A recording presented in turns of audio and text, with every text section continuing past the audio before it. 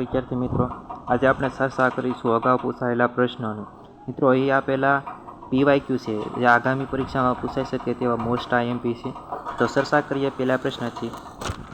તો મિત્રો, અહીંયા જે આપણે પ્રશ્નો લીધેલા છે પીવાયક્યુ બરાબર, એ એકદમ શોર્ટ ફોર્મની અંદર આપેલો છે, જેથી તમને ઝડપથી રિવિઝન થઈ શકે અને યાદ રાખવામાં પણ તમને સહેલું પડે.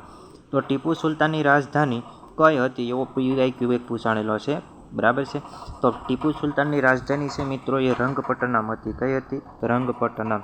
ત્યાર પછી વાત કરીએ સિમલા કરાર છે એ કોની વચ્ચે થયા હતા? તો મિત્રો પહેલાં તો યાદ રાખી લઈએ કે સિમલા કરાર છે ને એ 1972માં થયા હતા અને સિમલા કરાર જે છે એ ઇન્દિરા ગાંધી બરાબર છે અને ભુટ્ટો વચ્ચે થયા હતા.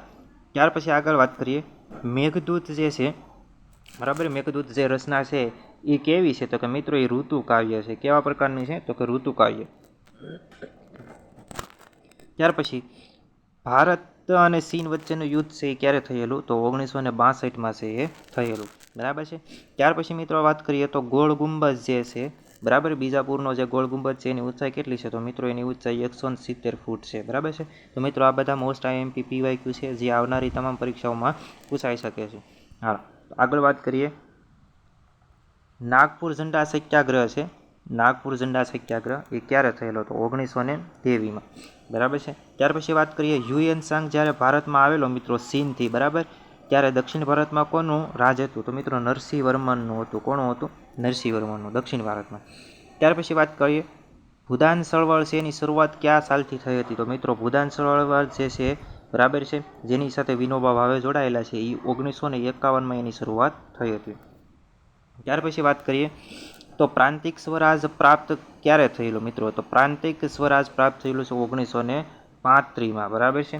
ત્યાર પછી વાત કરીએ સંપૂર્ણ ક્રાંતિની જાહેરાત કોણે કરી હતી મિત્રો? તો સંપૂર્ણ ક્રાંતિની જાહેરાત જયપ્રકાશ નારાયણ કરી હતી. ત્યાર પછી વાત કરીએ તો પાણીપતનું પ્રથમ યુદ્ધ છે એ ક્યારે થયું હતું? તો પાણીપતનું પ્રથમ યુદ્ધ છે મિત્રો એ 1526માં થયું હતું. જ્યારે બીજું જે છે બરાબર છે, બીજું એ ક્યારે થયું હતું? તો મિત્રો બીજું જે છે એ 1556માં થયું હતું બરાબર છે. તો પાણીપતના 3 યુદ્ધ થયા હતા, એમાંથી પ્રથમ યુદ્ધ છે એ 1526માં થયું હતું અને જ્યારે બીજું યુદ્ધ છે એ 1556માં થયું હતું બરાબર છે.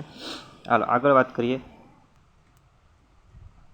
તો 3 સમુદ્રના પાણી પીનારા ની ઉપમા કોને આપવામાં આવેલી છે મિત્રો? 3 સમુદ્રનું પાણી પીનારાની ઉપમા છે એ સાતકર્ણીને આપવામાં આવેલ છે બરાબર છે.